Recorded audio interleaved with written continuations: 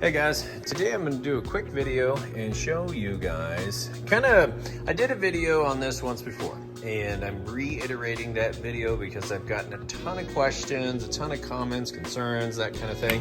So I'm going to address some of that in this video here on this particular Maytag Bravos XL washer. What you're going to find is that as it's running, it will error out with a code F6E2 or E3. And what that means is there's a communication error between the board and the rest of the machine, or the components, say, that are on the bottom of the tub and the board. It just can't communicate and talk to each other. And it'll happen randomly, it'll happen when you're in the middle of a cycle, or sometimes it gets so bad that as soon as you turn it on, it fires up that code and you can't do anything. There's other times where the machine itself won't power on at all. Now this machine, I got this machine for $20 because the person said it keeps throwing this code, and I don't have time to mess with it. I just bought a new washer. So I didn't argue with that. I said, okay, let's take it for 20 bucks because the machine, I believe, is 2 years old and I know exactly what's wrong with it. It's that particular error code. I'm going to show you how to fix that again in this video. However, I wanted to address that it's not just when it throws the code or if it won't power on.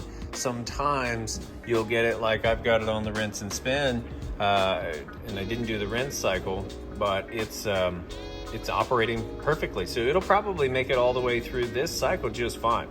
But it's when it gets into the more involved parts, like you're doing normal power wash and it has to use all these different functions and it needs that communication, that it starts to error out on you. I'm gonna try to get it to error out on me. So I'm gonna actually go ahead and stop this cycle because obviously it can do this one just fine. Yeah, the machine's shaking kind of bad. I just need to level the feet. So I'm gonna do that and put this on just a normal cycle and see if I can get it to air out. Okay, so we're gonna go ahead and start this.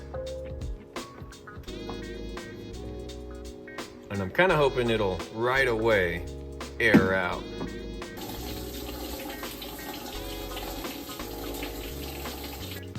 Okay, so not sure what code it would have eventually thrown.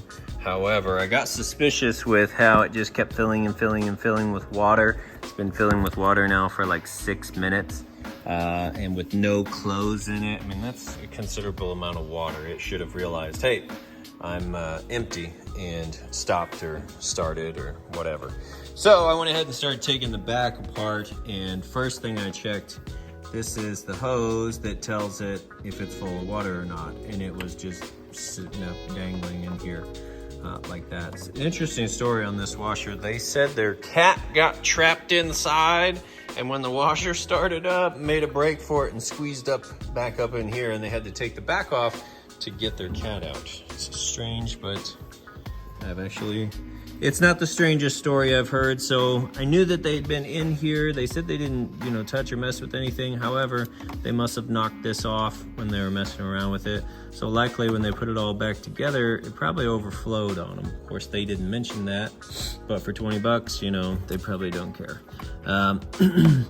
And for 20 bucks, I don't care because I'm gonna check all this stuff anyway. Yeah, so that's obviously problem number one. Since I've already got it open, I have to take this off to put this back on correctly. I'll go ahead and do the board swab, and I'll bet you we're good to go from here. All right, so just pop this off. Now, since I'm gonna do a deep clean on this, so I took the screws off the back to allow this to slide forward. You pull up and push it back, and this whole thing lifts up. When you do that, you can get under from the inside with a pair of pliers and squeeze this piece, and then this just pops up. Super easy to take it off that way. Let's take a look at this board here. That's not too bad.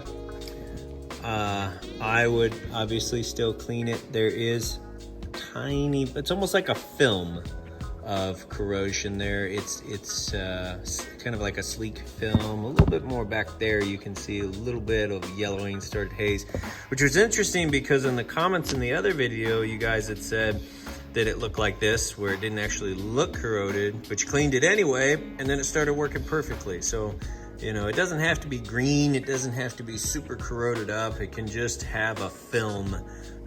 And what happens is the steam from the hot water comes up through these holes here and hits this part of the board. So why they left that exposed, no idea. But 9 times out of 10, if you're dealing with some communication issues, this is going to be the problem here. In this washer's situation, I'll bet you they were getting an overflow or a long fill code where the washer aired out because it knew it was taking too long or adding too much water. Back in the day, they just overflow. And this one probably could have overflown too, but I'll bet you it's smart enough that it was throwing an error code instead of flooding out their house. Now it's full of water, so typically what you would do is drain all the water out to get this to calibrate correctly. I don't have time for all that, so a little trick. Got my air hose. If you're gonna do this, you wanna set your pressure to about 40. If you have it set up to 100 or 90, you're gonna blow the other side of this hose off down on the tub, and then it's probably gonna flood everywhere on you. I learned that one the hard way. You could also just blow in here like if it was your washer, but since they had the cat thing, I'm allergic to cats, so I'm not putting that on my mouth, that's gross. Anyway, so I'm gonna stick this in here, we're gonna blow it out, and then as it's blowing out and I can hear it blowing, I'm gonna fold this over to keep the pressure. I'll stick it back on right there and then release it and we'll be good to go. All right, so I did that, I blew it out, pinched it, put it back on and released it. So that should allow the pressure to then equalize. If you don't do that, what'll happen is water, if you just pull it off right now, water fills up the tube and then you don't have the right pressure. And in that instance, it'd probably overflow on you as well. You'd also hate to have water actually make it up here and get your board wet. So yeah, don't do that. Okay, let's see what happens. We're gonna hold this. Now they're gonna go back to adding water.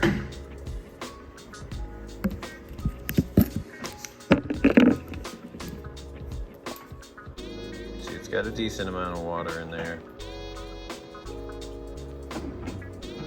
And a leaf. So nope, stopped adding water. So that did fix that issue. Now it's moving on to the agitation portion of the cycle. So that might have been the only issue these people were having with it, was it just kept filling up through the error code, and they didn't know what to do with it from that point. So I'd say we had fixed that issue. Now I'm gonna go ahead and do the swab on the board, which is literally just, here, now that I know that's the issue, we'll stop this. I'm actually gonna turn it off. And I'm gonna unplug it in a minute because you don't ever touch this stuff with it being plugged in. So go ahead and just unplug it. Takes a minute too. I'm gonna get some rubbing alcohol and Q-tips, and we're gonna go ahead and clean that up. All right, now I've got my Q-tips, soaked both ends in rubbing alcohol, and we're just gonna get in here. Push pull, man. Okay. So you get a little bit better look at that. So we're just gonna swab the whole thing down. Now, if yours is like super green, it might take a few Q-tips. Just keep at it until you get these as shiny as you can. Now, there have been times on a couple of them where it was like crusty and disgusting and the Q-tip wasn't doing any good at all. In that instance, you can take like a file, a very fine file. You can buy them in a hardware store. They come in a little kit, and some of them have like a little ball on the end of it. And you can very lightly clean these up with that.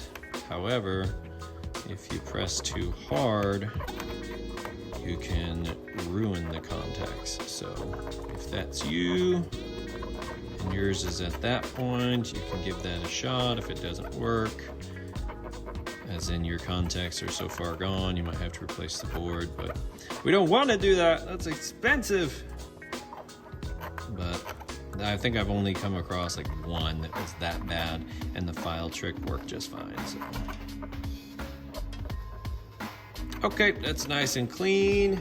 I'm gonna blow it out, dry it up. blow it out and dry it up with a little air. Okay. Now I used to use a really expensive silicone coating to coat this with, because here's the deal, if we don't protect this, then it's just going to happen again. The more steam loads, hot loads you run, you're just going to be in the same boat, and you don't want to have to do this repair again. So, and then a commenter said, couldn't you just use clear nail polish? Yes you can, and it works so good.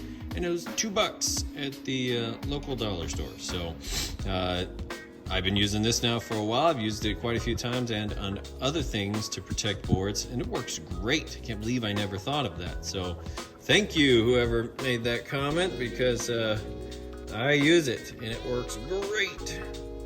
All right, so we're not gonna go crazy with this. Just a tiny little layer will be fine. But everywhere this board is exposed, we're just gonna wipe it down. Is it safe to do this? Absolutely. A lot of companies on the newer Samsung and LG models, they actually dip the entire board in silicone. It's encased in silicone. I don't know if they do that to protect them or if just so you can't work on it anymore. It's an absolute pain when the board goes bad and you can't get into it and do anything with it. But there we go. That's it. Like I said, nothing crazy, just a nice shiny little layer. That's it. We'll let that dry. The other thing is, it doesn't take like 12 hours to dry like that other stuff. It'll dry in just a couple minutes. Then I can put this back together, and I'm gonna go ahead and clean it up real good and go ahead and get it presentation ready to be sold. But otherwise, if this were you and you were just doing your own little home repair, you should be good to go. Plug it all back in and you'll see that that code is gone and you're ready to rock.